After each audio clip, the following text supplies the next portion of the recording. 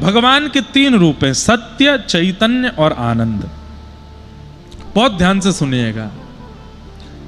स्वरूप अनेक हो सकते हैं पर रूप भगवान के तीन ही हैं। वही श्री राम बन जाते हैं, वही वेंकटेश तिरुपति बनकर के दक्षिण में विराज रहे हैं, वही तपस्वी भेष में बद्रीनाथ में विराज रहे हैं, वही बालकृष्ण लड्डू गोपाल बन के वृंदावन में विराज रहे हैं, वही मुरलीधर मनोहर बन के विराजते हैं, वही धनुष बाण हाथ में लेकर के। स्वरूप अनेक हो सकते हैं पर रूप तीन ही हैं, सत्य, चैतन्य और आनंद। ठाकुर जी का पहला स्वरूप है सत्य। वो सत्य है। उनके प्रति आप असत्य की भावना नहीं रख, आप कभी भी किसी भी विषय में प्रश्न चिन्ह नहीं उठा सकते कि ये लीला भगवान ने कैसे कर दी, ये तो नहीं हो सकती थी। नहीं, आचार्यों की सन्निधि में, शास्त्रों की सन्निधि में सबका प्रमाण है कि ये लीला क्यों की है, कैसे की है, इसके पीछे कारण क्या है। और एक बात सुनिए, इन 7 दिनों में कोई संशय अगर आपके चित्त में आवे, कोई प्रश्न चित्त में आवे, तो आप हमसे लिख करके पूछ सकते हैं। हमको आता होगा तो हम तुरंत उत्तर देंगे, नहीं आता होगा तो अपने आचार्य गुरुओं से पूछ के देंगे, लेकिन देंगे। संशय मत रखिएगा। कोई भी लीला प्रसंग ऐसा हो जिसमें लगे कि हमें इस बारे में जानना है कि भगवान ये भाव कैसे है, या सनातन की कोई बात है, या कोई प्रश्न जो आपके चित्त में बहुत समय से चल रहा है, प्रश्न जरूर आप कर सकते हैं पर बोल के नहीं, लिख करके कीजिएगा। भगवान सत्य हैं, ये बात आपको माननी पड़ेगी। उनकी कोई भी लीला, उनका कोई भी कारण किसी में भी असत्य नहीं है, सब सत्य है। वो जो कर रहे हैं सब सत्य है। ठाकुर जी सत्य स्वरूप हैं। अच्छा, सत्य किसको माना जाता है? जिसके सामने असत्य थर-थर कांपता हो, वो सत्य है। आप मुझसे झूठ बोल लोगे, आप अपनों से झूठ बोल लोगे, आप पत्नी से झूठ बोल लोगे, आप बच्चों से झूठ बोल दोगे, आप पिता माता से झूठ बोल दोगे, लेकिन ठाकुर जी के आगे पता नहीं क्यों अपने आप स्वीकार करते हैं हम सत्य। लोग ठाकुर जी के दर्शन करने जाते हैं तो जैसे ही ठाकुर जी को देखते हैं तो तुरंत लोगों के मन में ये बात आ जाती है कि नाथ तुम जानत सब अंतर्यामी, आपको सब पता है, आपको सब पता है। ये इतनी मालाएं मुझे पहनाई जा रही हैं, इतना सम्मान मेरा किया जा रहा है, इतनी धन संपत्ति बढ़ रही है, इतना सब कुछ मुझे मिला, कैसे ये सब हो रहा है आपको सब पता है। इन लोगों को तो नहीं पता, ये तो सब सोचते हैं कि परिश्रम से मिला है, ये सब सोचते हैं कि प्रारब्ध से मिला है, लेकिन नाथ आपको सब पता है। मैंने कहाँ छल किया है, कहाँ कपट किया है, कहाँ द्वेष किया है, कहाँ अभिनिवेश किया, आपको सब पता है। ठाकुर जी के सामने सत्य छुप नहीं पाता, अपने आप प्रकट हो जाता है, इसलिए वो सत्य है। व्यक्ति कहीं स्वीकार नहीं करता पर ठाकुर जी के आगे कर लेता है। हमारे न्याय प्रणालिका में भी गीता जी की सौगंध तो खिलाते हैं, सौगंध खा करके कहो जो भी कहूंगा सत्य कहूंगा। हाथ रखते समय भी जो मुजरिम है वो कहता तो है कि मैं शपथ खा के कहता हूं कि जो कहूंगा सत्य कहूंगा, सत्य के अलावा कुछ नहीं कहूंगा, फिर भी वो असत्य बोल देता है, लेकिन मन में यही सोच रहा होता है, हे गीता जी मुझे क्षमा करना, मेरे पास बचने का और कोई चारा नहीं। आपको पता है कि सत्य क्या है, लेकिन मुझे झूठ बोलना पड़ेगा। इसका मतलब क्या है? जहां पर ये भाव चित्त में है कि इन्हें पता है कि सत्य क्या है, वही परमात्मा है, और परमात्मा सब जानते हैं। अरे कई बार वो सीसीटीवी फुटेज भी आते हैं, मंदिर में कोई चोर घुस गया चोरी करने के लिए, ठाकुर जी का मुकुट चुरा रहा है, बर्तन चुरा रहा है, तो वो भी ठाकुर जी को एक बार प्रणाम तो करता ही है। आप तो सब जानते हैं, इसके बिना काम चलना नहीं है, लेकिन करना पड़ेगा, क्या करूं, मजबूरी है। ठाकुर जी सत्य हैं, उनके सामने सत्य प्रकट करना नहीं पड़ता, अपने आप स्वाभाविक हो जाता है। कई लोगों को आप देखते हैं मंदिर में जाते ही भावुक हो जाते हैं, नेत्रों से आंसू, क्यों? राम जी को देख करके वो भावुक नहीं हुए, वो इसलिए भावुक हो जाते हैं कि नाथ मेरी परिस्थिति मुझे पता है कैसी कैसी हुई थी, और उस परिस्थिति में मैंने क्या क्या नहीं किया ये मैं ही जानता हूं। आपको सब पता है, आपने सब स्थिति में मेरी रक्षा की, मुझे संभाला। नाथ मुझे क्षमा करना। कई बार मैंने देखा है बड़े बड़े उद्योगपति, बड़े बड़े धनी मानी, बड़े बड़े नामी ग्रामी लोग, कोई कमी नहीं है जिनके पास। हवाई जहाज में, अपने हवाई जहाज में चलते हैं, हेलीकॉप्टर साथ में रहता है, सब कुछ है उनके पास, संपत्ति की कोई कमी नहीं, सब कुछ है। व्यापार रुक भी जाएगा तो भी इतनी संपत्ति है कि अंतिम श्वास तक कमा सकते हैं। वो भी कई बार ठाकुर जी के आगे रो जाते हैं। पहले तो ऐसा लगता था ये भाव से रो रहे हैं, पर नहीं, भाव से नहीं रो रहे हैं। वो इसलिए रो जाते हैं क्योंकि वो जानते हैं कि इन्हें सब सत्य पता है, ये सब जानते हैं। वो कई बार इसलिए रोते हैं कि नाथ बस पता है, अपने तक ही रखना, उससे बाहर आने मत देना। सत्य, ठाकुर जी का स्वरूप सत्य है। दूसरा, ठाकुर जी का स्वरूप चैतन्य है। वो मूर्ति नहीं है, वो पाषाण नहीं है, वो चैतन्य है। जनकपुरी में एक भक्त हुए, पूरा अयोध्या उनको जानता है, और लगभग आप में भी कई लोग जानते होंगे, श्री प्रयागदास जी, मामा प्रयागदास।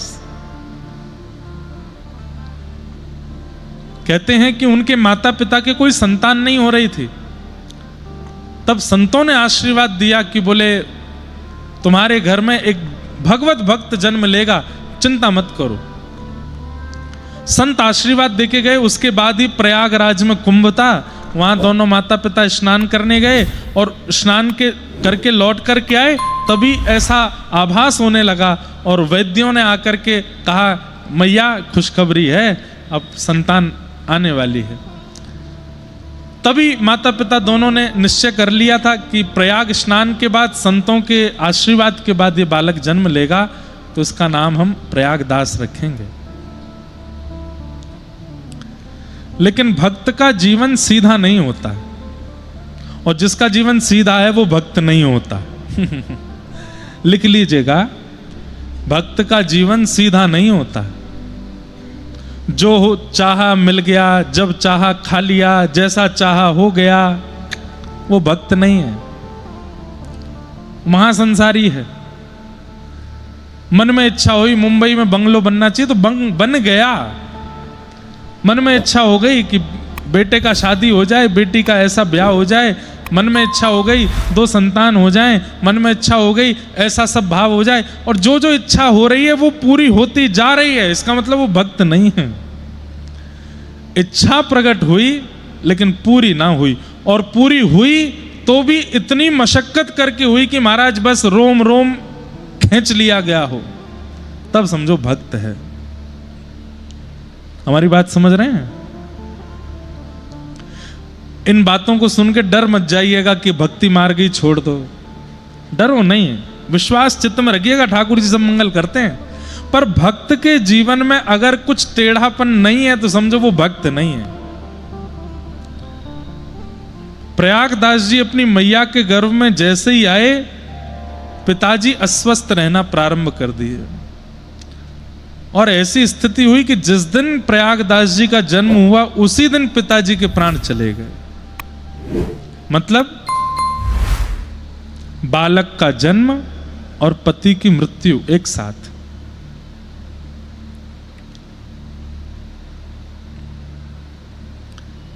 मां क्या करे ऐसी स्थिति में, लेकिन ठाकुर जी पर भरोसा करके, सब संतों के आशीर्वाद पर भरोसा करके उस बालक के ऊपर ध्यान दिया। विधवा हो गई मां, बालक को गोद में लेकर के अब उसका लालन पालन करना प्रारंभ किया। धीरे धीरे जैसे ही थोड़े बड़े हुए, चलने फिरने की थोड़ी स्थिति, घुटमुन चलने लगे, एक दिन इतनी जोर की आग लगी कि पूरा घर जल करके राख हो गया, और जो थोड़ी बहुत संपत्ति जिससे मां बालक का पोषण कर रही थी वो भी जल गई, खत्म, सब खत्म, कुछ नहीं बचा।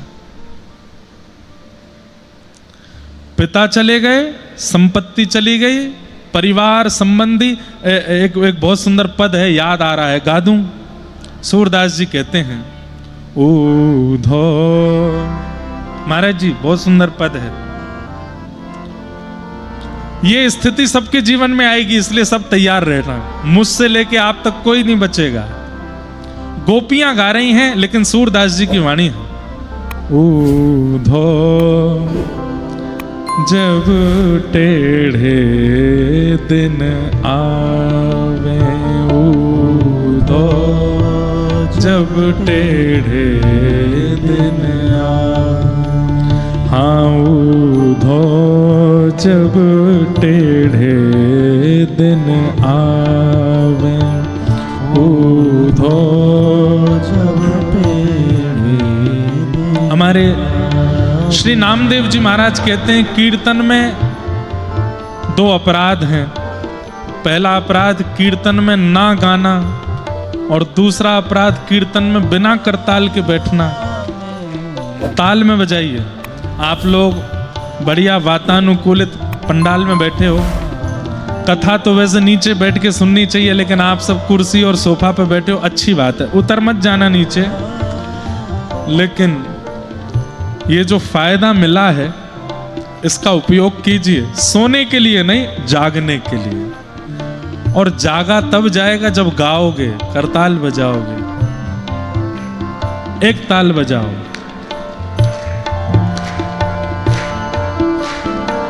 और गाओ इसी एक ताल में। ऊधो जब टेढ़े दिन आवे, ऊधो जब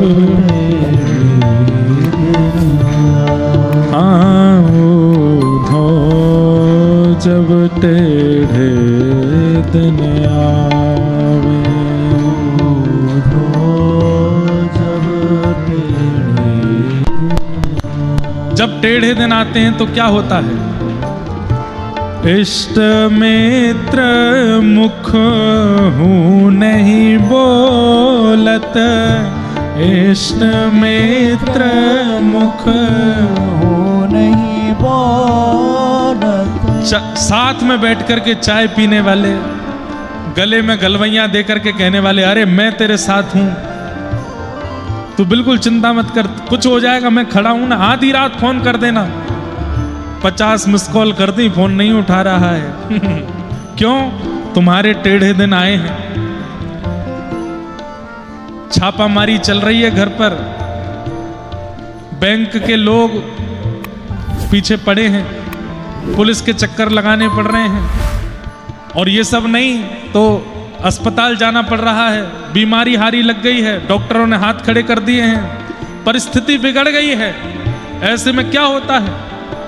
इष्ट मित्र मुख हूँ नहीं बोले, इष्ट मित्र मुख हूँ नहीं बोले, और देखत नैन चुरावे, हो देखत नैन चुरावे, ऊधो जब टेढ़े दिन आवे, ऊधो जब टेढ़े दिन हाँ ऊधो जब टेढ़े दिन आवे, ऊधो जब टेढ़े। और जब जीवन में ऐसे दिन आ जाते हैं तो और क्या होता है? ओ सोना छुवत होत है माटी, सोना छुवत होत है माटी, सोना छुवत होत है माटी, सोना छुवत होत है माटी। समझ में आई बात? पता चला कि ओहो यहाँ से मुझे लाखों का फायदा होगा। पता चली वो लाखों आए, रात रात में ही खर्च हो गए, खत्म हो गए, कुछ खत्म, बस छूते ही मिट्टी बन गए सब, कोई अस्तित्व ही नहीं है उसका। सोना, ये टेढ़े दिन सबके आए थे। ये वाला टेढ़ा दिन सबको आया था जब 8 नवंबर को कुछ साल पहले मोदी जी ने कह दिया था 500,000 की नोट बंद।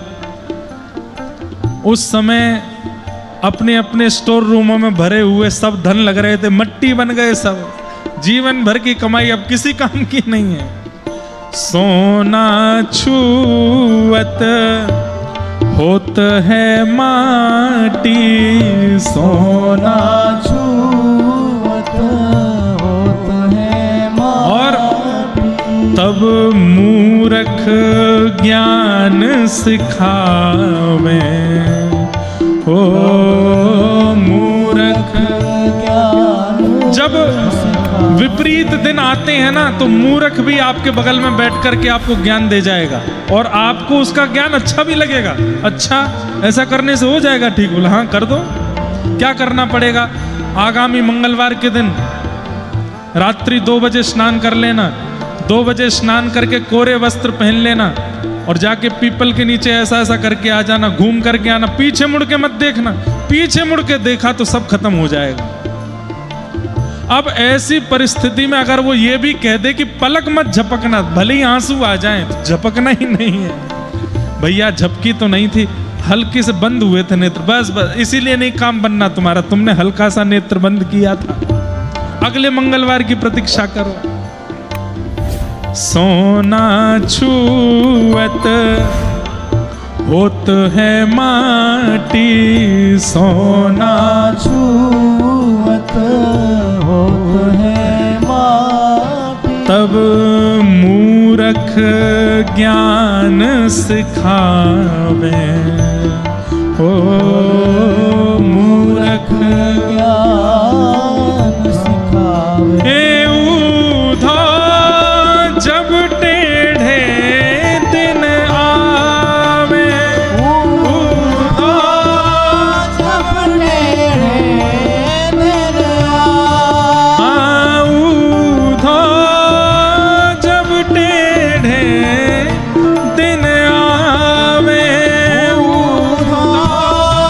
जब टेढ़े दिन आवे। ये सब गोपियां गा रही हैं। जब ठाकुर जी व्रत छोड़ के चले गए, उद्धव जी ज्ञान उपदेश करने आए, तब गोपियों ने ये गाया था। लेकिन ये बात हम सब पर लागू हो रही है। यहां बैठा हर व्यक्ति एग्री कर रहा है कि भाई ये तो सत्य है बिल्कुल। लेकिन गोपियां क्या कह रही हैं? अपनो अपनो भाग्य सखीरी, अपनो अपनो भाग्य सखीरी। यहाँ काको दोष लगावे, ओ काको दोष लगावे। हे सूरदास विधि ना के आगे, सूरदास विधि ना के आगे। हाँ, सूरदास विधि ना के आगे, सूरदास विधि ना के आगे।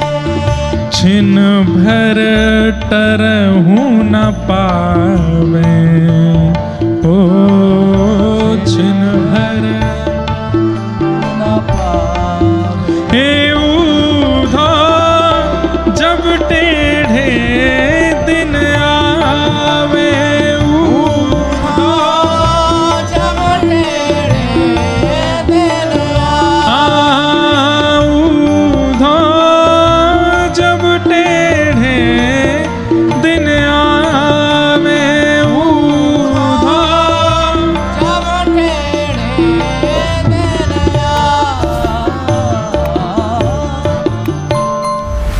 प्रयागदास जी के गांव के लोग बोलने लगे कि ये बालक अपशकुन है। मां के गर्भ में आया तो पिता का स्वास्थ्य बिगड़ने लगा, जन्म लिया तो पिता के प्राण हरण कर लिए इसने। और आज पहली बार घुटमुन चलना सीखा तो पूरे घर में आग लग गया, बच्ची कुछ संपत्ति भी जला दी। और लोग बाग जाकर के प्रयागदास जी की मां को कहते, हमारी बात मानोगी? बोले क्या, तुम्हारा घर परिवार तो सब खत्म ही हो गया, ये बालक सगुन नहीं है, और क्या करें? बोले इसको कहीं छोड़ दो, कोई जरूरतमंद माता पिता होंगे उनको दे दो, या कहीं इसको छोड़ आओ, या कहीं इसको कुछ कर दो। अब इसको तुम रखोगी पास में तो बचा कुचा भी तुम्हारा जो जीवन है वो अब सगुन से युक्त हो जाएगा।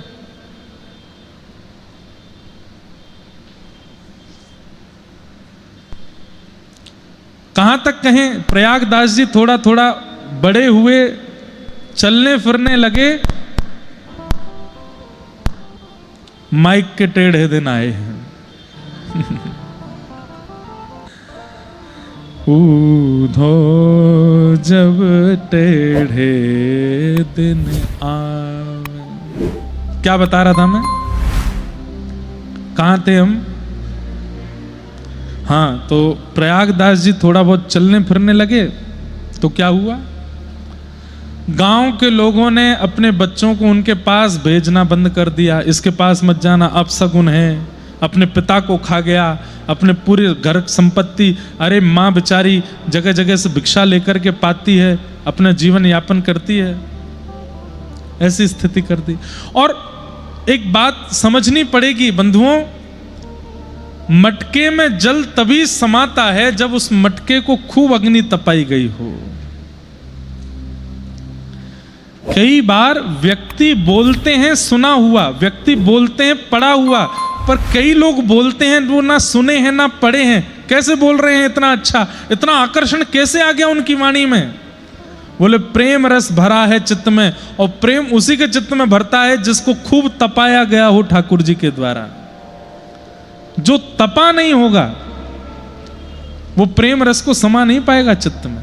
इसलिए बंधुओं, विपत्ति आती है ना जीवन में, घबराया नहीं कीजिए, ऐसा सोच लिया कीजिए कि हम सब मटका हैं, ठाकुर जी तपा करके हमको बढ़िया आकृति दे रहे हैं। कुछ समय की बात है, सह लेते, और ये बात सत्य है, रात्रि के बाद उजाला होगा। कुछ समय की बात है, धैर्य पूर्वक नाम जप करते हुए, भगवत स्मरण करते हुए सह लीजिए उस स्थिति को, उस समय को, अच्छे दिन आ जाते हैं फिर। अच्छा, अच्छे दिन मानते किसको आप? समय से भोजन मिल जाए, समय से रोटी मिल जाए, समय से धन मिल जाए, वो अच्छे दिन ना। बिना प्रयास के वृंदावन जाने को मिल जाए, अयोध्या आने को मिल जाए, ठाकुर जी की कथा सुनने को मिल जाए, ठाकुर जी का स्मरण होने लग जाए, सोते उठते चलते फिरते नाचते गाते राम कभी चित्त से जाते नहीं है, समझो वही अच्छे दिन है आपके। ठाकुर जी की विस्मृति नहीं होती है। धन संपत्ति तो भैया रावण को भी मिल रही थी, सब कुछ बढ़िया रावण के पास था, ये कोई अच्छे दिन थोड़े ही है। हरि स्मृति ये अच्छे दिन है। प्रयागदास जी थोड़े थोड़े बड़े हुए, एक दिन अपनी माँ से बोले, माँ मैं बाहर जाता हूँ बगीचे में बच्चों के साथ खेलने। सब बच्चे बोलते हैं हम अपनी बुआ के यहाँ जा रहे हैं, कोई कहता हम अपनी मामा के यहाँ जा रहे हैं, कोई कहता हम अपनी नानी नाना के यहाँ जा रहे हैं। और आज तो मैया सब बालकों के हाथ यहाँ तक भरे हुए थे। मैंने पूछा ये क्या पहन के आए हो? तो सब बोले राखी हैं, हमारी बहनों ने पहनाई है। माँ मेरे हाथ में राखी क्यों नहीं है? मेरी बहन कहाँ है? और मेरे बुआ फूफा दादी दादा नानी नाना ये सब कहाँ हैं? कोई भी क्यों नहीं है हमारे घर में?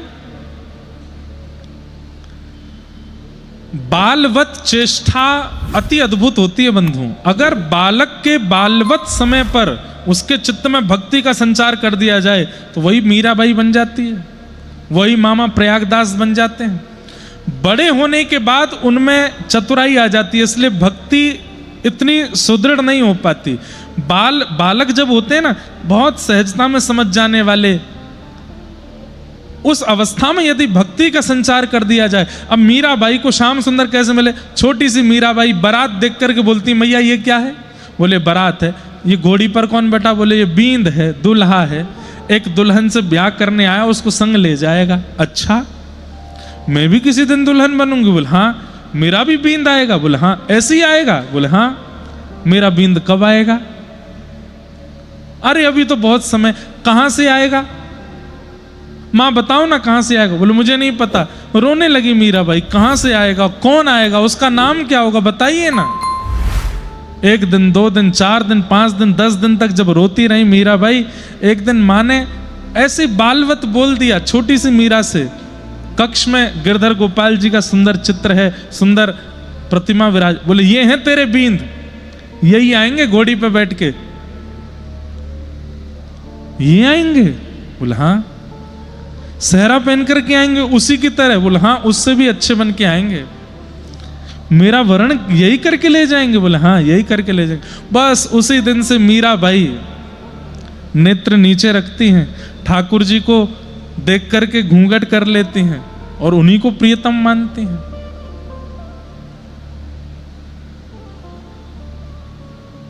और वही स्थिति ले गई मीराबाई को वहां तक। सपनामा वर्णा दीनानाथ, 56 कोटा जना पधार्या, दुल्हो श्री ब्रजनाथ। ठाकुर जी दुल्हा बनकर के आए मीराबाई को लेने के लिए। वो कथा तो पूरी बड़ी है, पर बाल चेष्टा, बाल स्थिति ऐसी होती है कि उस समय में यदि भक्ति का संचार कर दिया जाए तो बालक परम भागवत हो जाता है।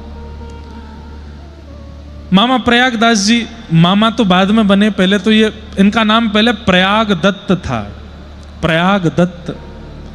माँ ने कहा बेटा तू क्यों रोता है? मेरी बहन कहाँ है मैया, मुझे राखी क्यों नहीं पहनाई? सब बालकों के हाथ में राखी, सबके परिवार हैं, मेरा परिवार क्यों नहीं है?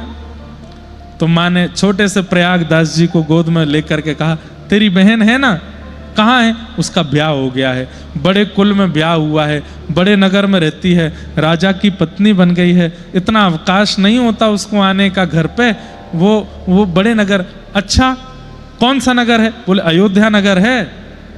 अच्छा हमारे जीजाजी कौन है? बोले जीजाजी राघवेंद्र सरकार, राम जी तुम्हारे जीजाजी हैं। अच्छा मेरी बहन का नाम क्या है? वो तुम्हारी बहन का नाम सियाजू है। सियाजू मेरी बहन है? बोले हाँ वही तुम्हारी बहन है। मैया और मेरा सब परिवार? बोले सब वही है, भरत लाल जी, श्री लक्ष्मण जी, श्री हनुमान जी, सबसे मैया ने अलग अलग संबंध बता दिए। बोले वो सब तेरे संबंधी हैं, पर बहुत व्यस्त रहते हैं बालक, इसलिए वो आ नहीं पाते। लेकिन तू ऐसा नहीं सोचना तेरा कोई नहीं है, वो सब तेरे ही हैं।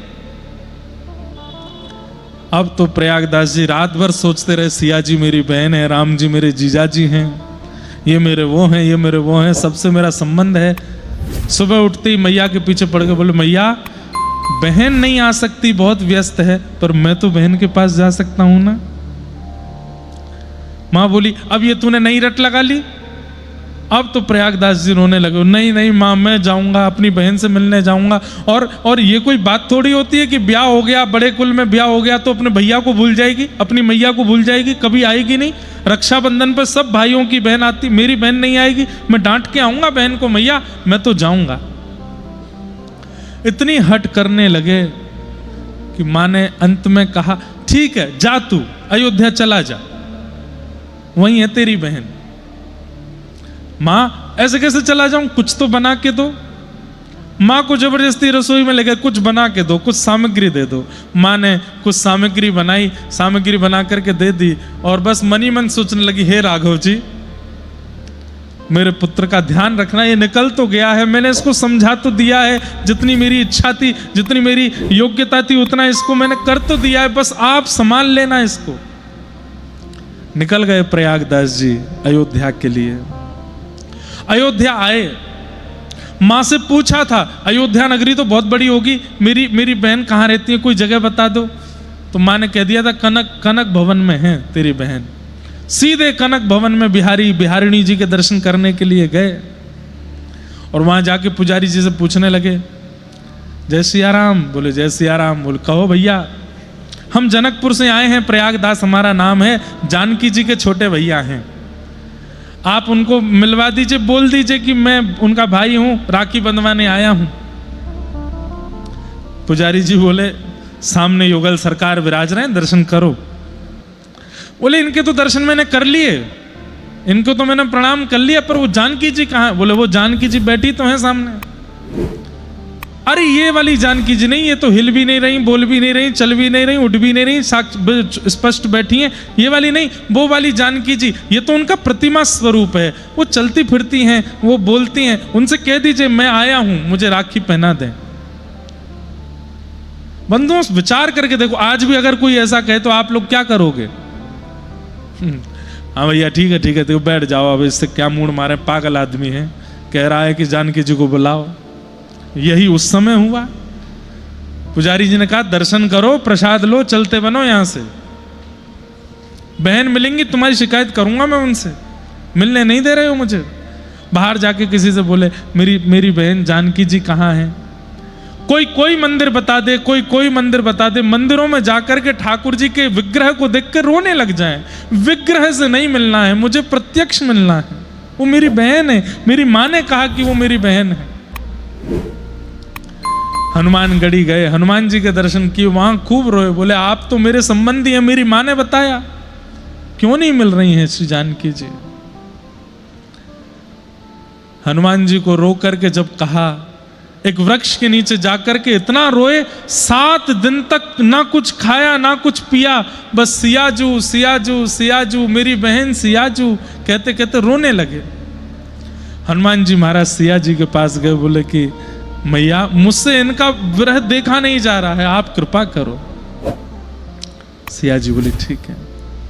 और एक दिन आया, ढोल नगाड़े ताशे बज रहे हैं, बड़ी बड़ी सहनाइयां बज रही हैं, और महाराज एक व्यक्ति हाथ में सुंदर चमर लेकर के, सुंदर चिन्ह लेकर के, और बढ़िया सुंदर वस्त्र पहन करके चलता हुआ, और बस सबको सावधान करता हुआ जा रहा है। रघुकुल कमल दिवाकर दशरथ नंदन कौशल्यानंदन जगत प्रतिपालक प्रभु श्री रामचंद्र श्रिया रामजू महाराज पधार रहे हैं, सावधान हो जाओ। सिया रामजू महाराज पधार रहे हैं, सुनते ही प्रयागदास जी के नेत्र खुले। 7 दिन बाद पड़े थे किसी वन में, और तभी नेत्र खोल करके देखा, पोशाक अलग है इन लोगों की जो ढोल बजा रहे हैं, मुख की कांति ऐसा बता रही है कि ये सामान्य लोग नहीं हैं। जब घोड़ों को देख रहे हैं, चिन्ह रखने वालों को देख रहे हैं, ढोल नगाड़ों का स्वर सुन रहे हैं, ये संसार के ढोल नगाड़े नहीं है, ये कुछ और है। मंगल गीत गाते हुए सखियां चल रही हैं, सुंदर सुंदर वाद्य बजाते हुए बड़े बड़े संगीतकार चल रहे हैं, पुष्प वर्षण करते हुए मानो जैसे गंधर्व चल रहे हैं। और तभी देखते हैं एक श्वेत हाथी सामने आया। उस श्वेत हाथी के ऊपर रत्न जड़ित सुंदर स्वर्ण सिंहासन है, ऊपर सुंदर ठाकुर जी के चमर डोराई जा रही है, सुंदर ठाकुर जी को छत्र रखा गया है। आहा, उस सुंदर सिंहासन के मध्य में सुंदर गादी जी लगी हैं, और उस गादी जी पर अत्यंत सुकोमल श्याम वर्ण कांति के श्री राघव जी, और बगल में बिल्कुल कंचन वर्ण जैसा है जिनका, ऐसी श्री जानकी जी बैठी हैं, और मंद मंद मुस्काते हुए इधर उधर देखते हुए चल रहे हैं। जानकी जी का दर्शन करके श्री प्रयागदास जी रुदन करने लगे।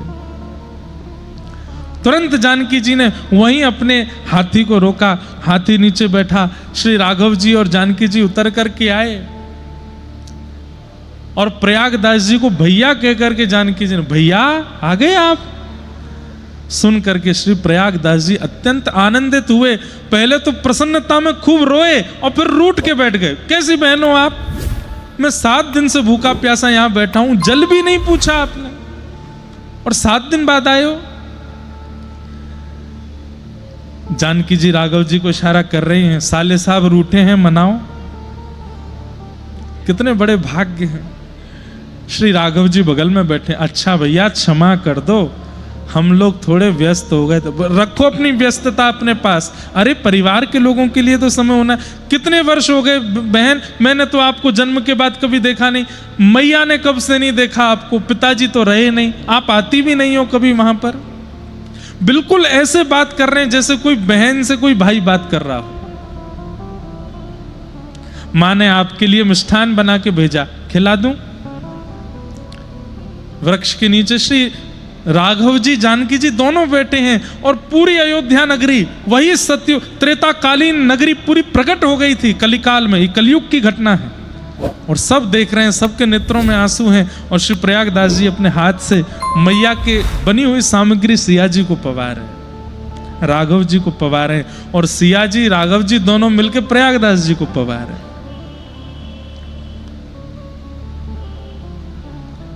प्रयागदास जी ने ऐसे ही देखत रहूं तो मैं जन्म सफल कर मानूं।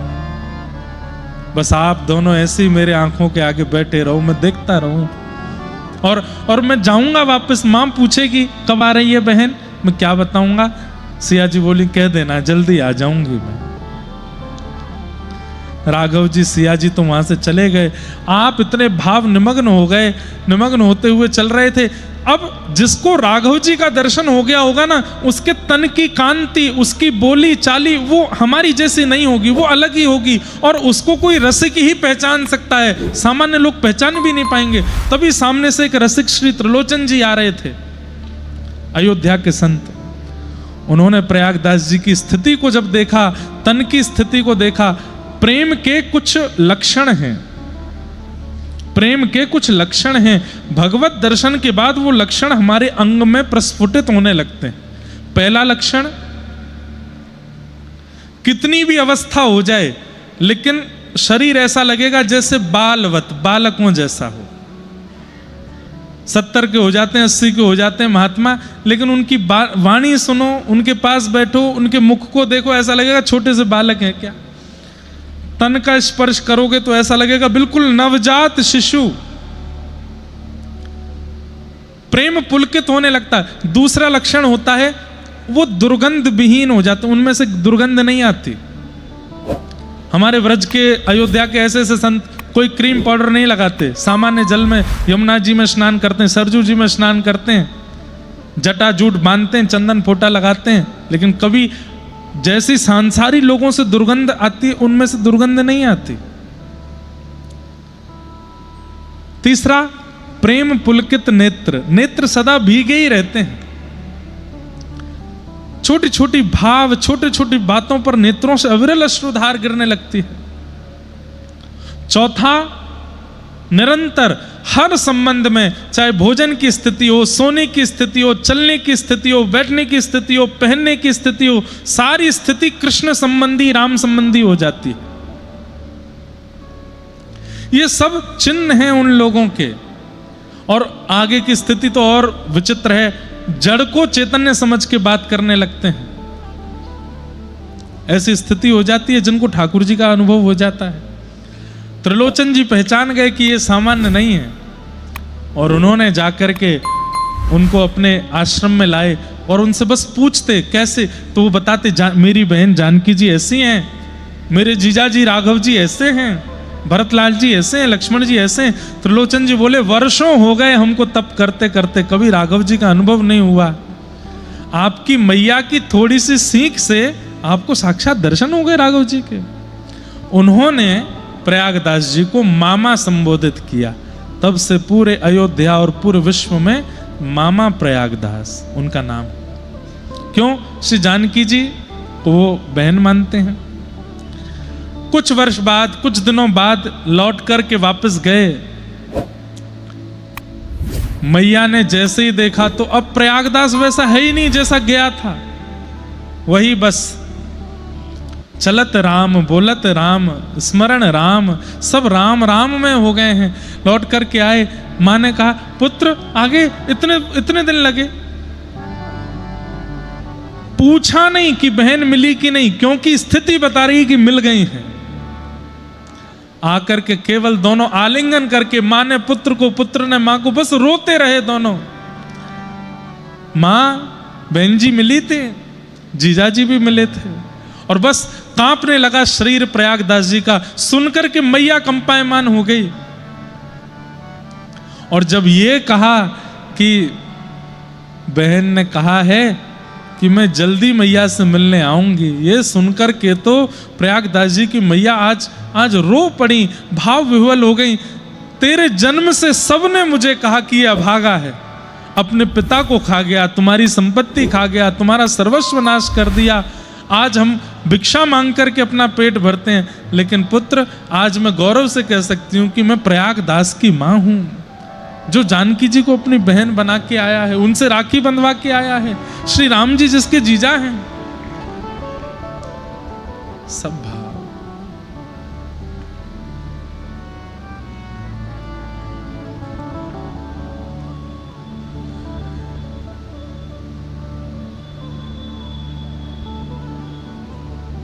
प्रयागदास जी महाराज लेटे रहते, किसी ने कहा अरे भजन तो किया करो, तो बड़ा प्रसिद्ध उनका एक वाक्य, वो कहते,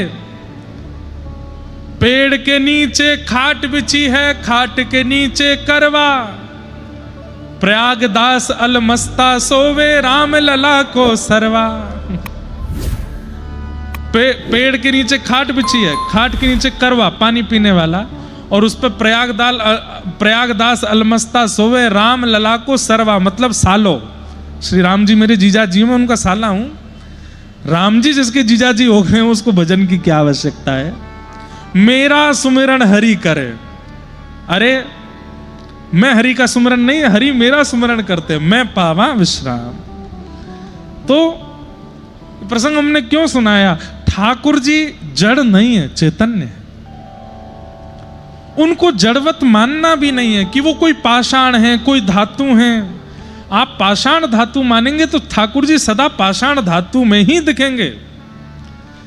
लेकिन एक बार जाइए रामलला के दर्शन करने, और ये बिल्कुल विचार मत कीजिए कि ये पाषाण है, ये सोच के जाइए रघुकुल कमल दिवाकर साक्षात, जिन्होंने हनुमान जी को दर्शन दिए, जिन्होंने सिया जी से ब्याह किया, जिन्होंने लक्ष्मण जी को अनुज बनाया, जिन्होंने रावण का वध किया, जिन्होंने सबरी के बेर खाए, जिन्होंने जटायु का संस्कार किया, ये वही राम जी ठाड़े हैं मेरे सामने। इस भाव से आप दर्शन करने जाओगे, प्रेम पुलकित हो जाएगा, अंग नेत्रों से अश्रुपात होने लगेगा, झूमने लगोगे आप राम जी को देख के। और इन सब के बीच ठाकुर जी के श्री अंग में कुछ गतिविधि का अनुभव भी आपको हो जाएगा। या तो लगेगा ये आंख मटका रहे हैं, या तो लगेगा ये खूब जोर जोर से मुस्का रहे हैं, या तो लगेगा ये इशारा कर रहे हैं, कुछ ना कुछ अनुभूति हो जाएगी।